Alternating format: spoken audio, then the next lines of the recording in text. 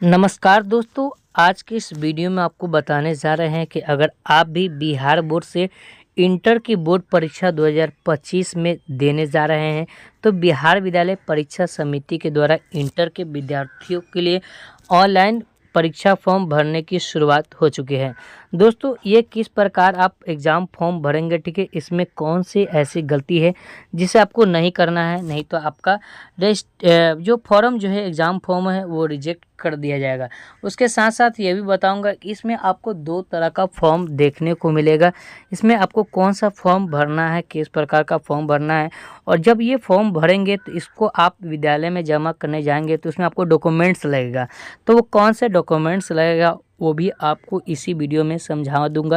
और उसके साथ साथ इसका आपने रजिस्ट्रेशन कार्ड नहीं डाउनलोड किए हैं तो वो कहाँ से डाउनलोड कर सकते हैं, ओरिजिनल रजिस्ट्रेशन कार्ड, वो भी तमाम जानकारी इसी वीडियो में आपको समझाने जा रहे हैं। ठीक है, तो यदि आपको ये वीडियो पसंद आए तो वीडियो को लाइक कर दिएगा, चैनल पर नए तो चैनल को सब्सक्राइब कर लीजिएगा। ठीक, तो देखिए मैं आपको है ना ये तीनों स्ट्रीम के विद्यार्थियों को बताऊंगा, चाहे आप आर्ट्स लिए हैं, चाहे आप साइंस लिए हैं, चाहे आप कॉमर्स लिए हैं। ठीक है, सभी विद्यार्थियों के लिए मैं ये फॉर्म आप बताने वाला हूँ। ठीक है, आप समझिएगा कि किस प्रकार मैंने आपको फॉर्म फिलअप करना है। देखिए सबका जो है सेम रहेगा, बशर्ते ये समझना ज़रूरी है कि चाहे आप आर्ट्स साइंस कॉमर्स कोई भी लिए हैं, ठीक है, तो नीचे आपको सिर्फ सब्जेक्ट में चुनना है। ठीक है, अगर आप आर्ट्स साइंस कॉमर्स किसी भी या वोकेशनल कोर्स से स्टडी कर रहे हैं, ठीक है, तो ये सभी का सभी आपको सेम फिलअप करना है, बस आपको सब्जेक्ट डिफरेंट चुनना है। ठीक है, तो वो मैं आपको आगे समझा दूंगा। ठीक है, तो सबसे पहले यहाँ पर लिखा हुआ है कि ऑनलाइन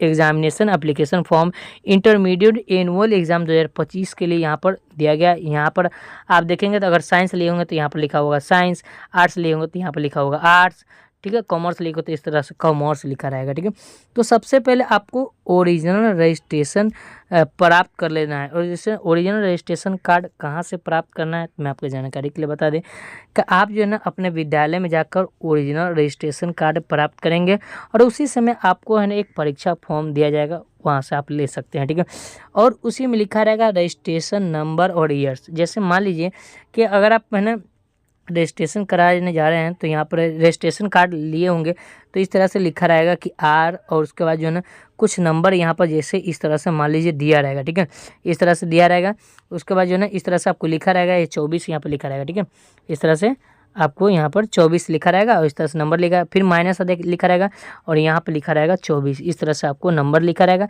वो आपको यहाँ पर फिलअप कर देना है। ठीक है, उसके बाद जो है ना यहाँ पर दूसरा नंबर में है कि BSEB यूनिक कोड, जो कि आपको ओरिजिनल रजिस्ट्रेशन कार्ड में ही दिया रहेगा यहाँ पर ऊपर में, तो वो यहाँ पर डाल दीजिएगा। 13 अंक का हो सकता है या 10 अंक हो सकता है। ठीक है, स्टूडेंट कैटेगरी, अगर आप रेगुलर पढ़ाई करने वाले हैं, विद्यार्थी हैं, तो यहाँ पर पहली बार आप 12th का एग्ज़ाम देने जा रहे हैं तो यहाँ पर लिखिएगा रेगुलर। ठीक है, रेगुलर इस तरह से आपको लिख देना है। ठीक है, अगर आप मान लीजिए पहले एग्ज़ाम दे चुके हैं और या एग्ज़ाम नहीं दे पाए हैं तो यहाँ पर एक्स रेगुलर आपको लिखना पड़ेगा। एक्स रेगुलर इस तरह से आपको यहाँ पर लिखा हुआ है, इस तरह से लिखना पड़ेगा।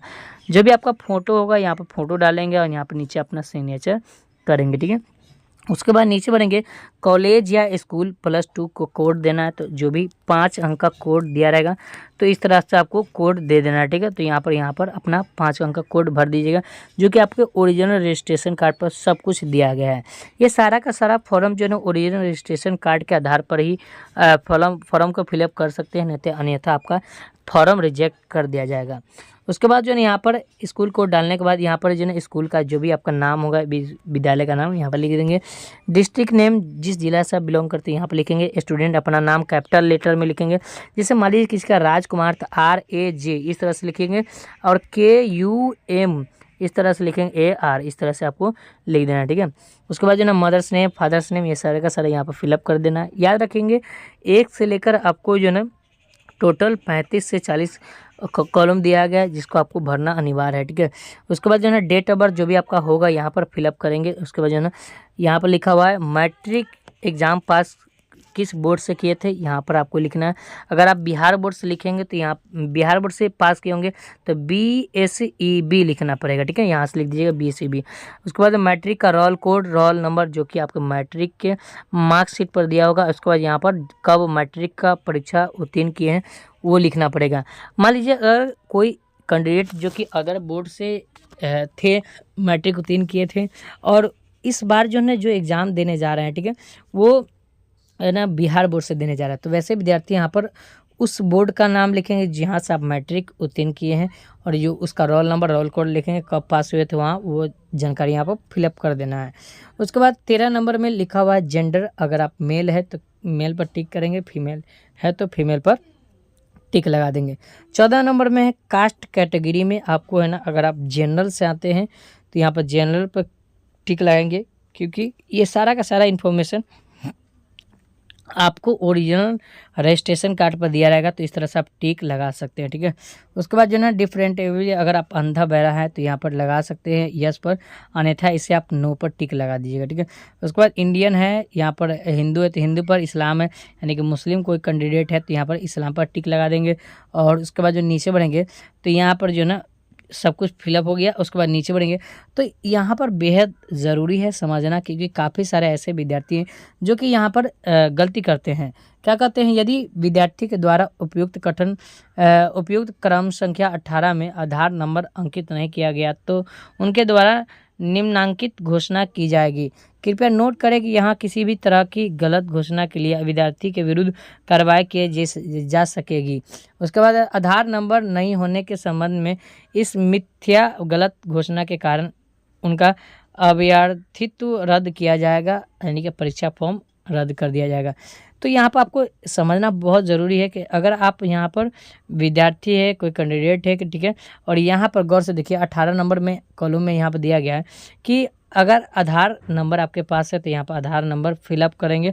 जब आप आधार नंबर फिलअप कर देंगे तो याद रखना इस कॉलम को आपको 19 वाला कॉलम को आपको ना कुछ नहीं करना है, ठीक है।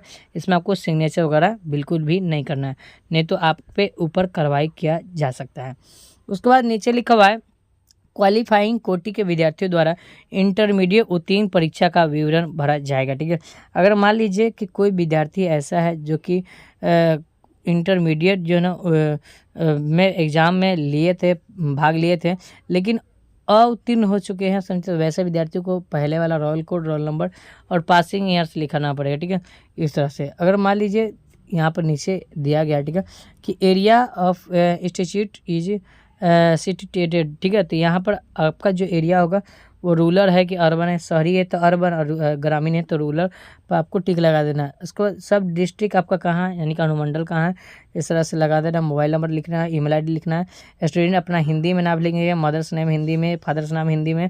उसके बाद एड्रेस में कैसे डालना है तो देखिए VILL लिख दीजिएगा, महीना दीजिएगा, जो भी आपका गाँव का नाम होगा उस तरह से लिख दीजिएगा।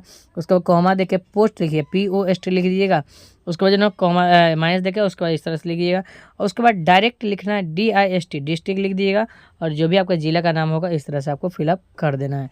29 नंबर में है कि आप शादीशुदा है या नहीं, तो देखिए हमेशा आप याद रखिएगा कि आप अनमैरिड ही रखिएगा, क्योंकि जब आप है ना परीक्षा इस पास कीजिएगा परीक्षा को, ठीक है, तो आपको 25,000 रुपया बिहार सरकार के द्वारा दी जाती है। तो अगर आप अनमैरिड रखे रहेंगे तभी जाकर आपको पैसा मिलेगा, अन्यथा ये पैसा आप 25,000 रुपया नहीं मिलेगा। चाहे आप फर्स्ट, सेकेंड, थर्ड कोई भी विद्यार्थी अगर रहेंगे, फिलहाल मैं ऐसे बता रहा हूँ आपको ताकि आपको जानकारी रहना चाहिए।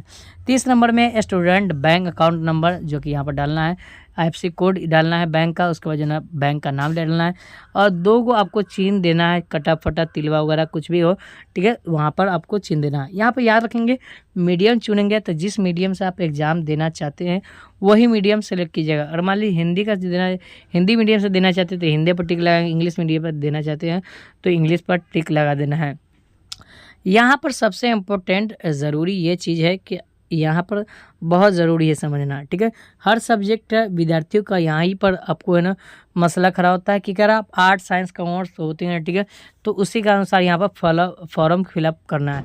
यहाँ पर लिखा हुआ है कंपल्सरी सब्जेक्ट ग्रुप 1 में 100 मार्क्स का जो दिया हुआ है, इसमें लिखा हुआ है सेलेक्ट एनी वन सब्जेक्ट, इसमें से कोई भी एक जो ना चूज करना है। जैसे मान लीजिए अगर आप इंग्लिश ले होंगे, आपके रजिस्ट्रेशन कार्ड पर लिखा होगा, ठीक है, इंग्लिश ले होंगे तो इस तरह से इंग्लिश पर टिक लगा देंगे। अगर आप इंग्लिश नहीं ले होंगे, हिंदी ले होंगे तो हिंदी पर टिक लगा देना है।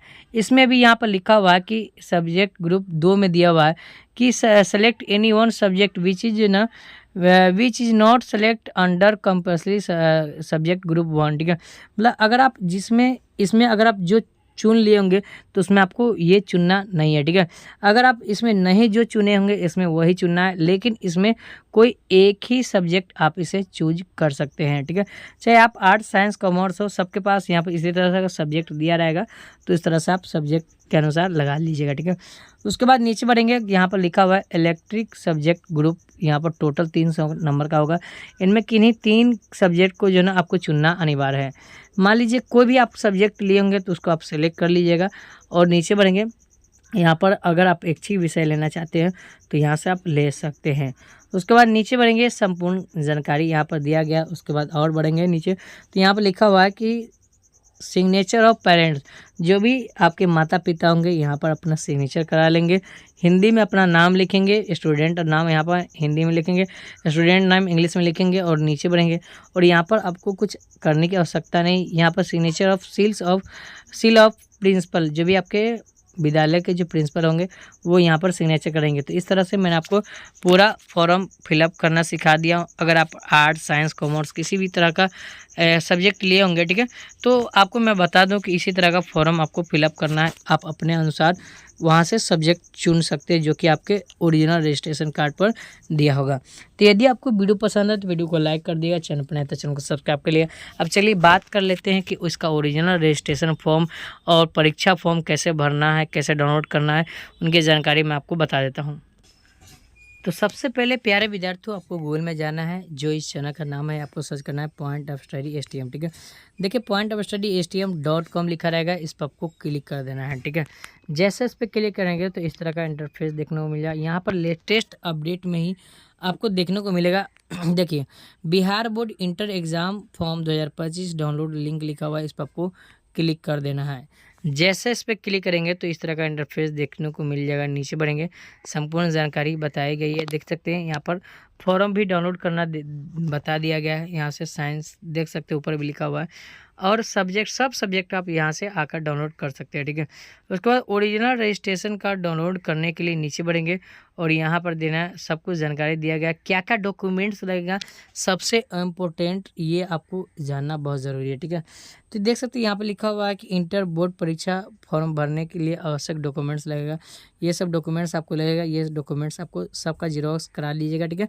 उसके बाद नीचे बढ़ेंगे और यहाँ पर लिखा हुआ है सभी सब्जेक्ट का नाम लिखा हुआ है, ठीक है। जैसे आप आर्ट्स का डाउनलोड करना चाहते तो यहाँ पर क्लिक करेंगे, साइंस का डाउनलोड करना चाहते तो यहाँ पर क्लिक करेंगे। तो जैसे मैंने मान लीजिए यहाँ पर क्लिक किया तो यहाँ पर गौर से देखिए सभी सब्जेक्ट का दिया गया है, गौर से देखिए सबका डाउनलोड लिंक दिया हुआ है, आर्ट्स कॉमर्स, उसके बाद जो है ना साइंस, उसके बाद जो है ना वोकेशनल कोर्स। तो इस तरह से आपको दिया हुआ है जो भी आपको डाउनलोड करना है। जैसे मान लीजिए हम यहाँ पर कॉमर्स पर क्लिक किए, तो जैसे कॉमर्स पर मैंने यहाँ पर क्लिक किया तो जो है इस तरह का जो है ना आपको इंटरफेस सामने नज़र आ जाएगा। और ये परीक्षा फॉर्म जो है ना आप इसे आराम से डाउनलोड कर सकते हैं, ठीक है।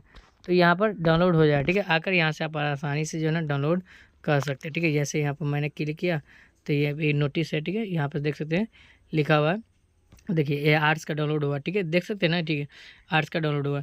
तो इस तरह से आप आराम से आकर जो है ना यहाँ से डाउनलोड कर लीजिएगा, ठीक है। उसके बाद जो है ना मैं आपको बता दूं कि रजिस्ट्रेशन कार्ड डाउनलोड करने के लिए यहाँ पर लिखा हुआ है कि रजिस्ट्रेशन कार्ड 2000 डाउनलोड, यहाँ पर क्लिक कर लिखा हुआ है, इस पर आपको क्लिक करके रजिस्ट्रेशन ओरिजिनल कार्ड देख सकते हैं। अब फॉर्म भरने के लिए BCB यूनिक कोड इसी में आपको मिल जाएगा। तो यहाँ से आकर आप आराम से डाउनलोड कर लीजिएगा। तो यदि आपको वीडियो पसंद है तो वीडियो को लाइक कर देगा, चैनल पर नए तो चैनल को सब्सक्राइब कर लीजिएगा। फिर मिलते हैं नेक्स्ट वीडियो में, तब तक आपका बहुत बहुत धन्यवाद।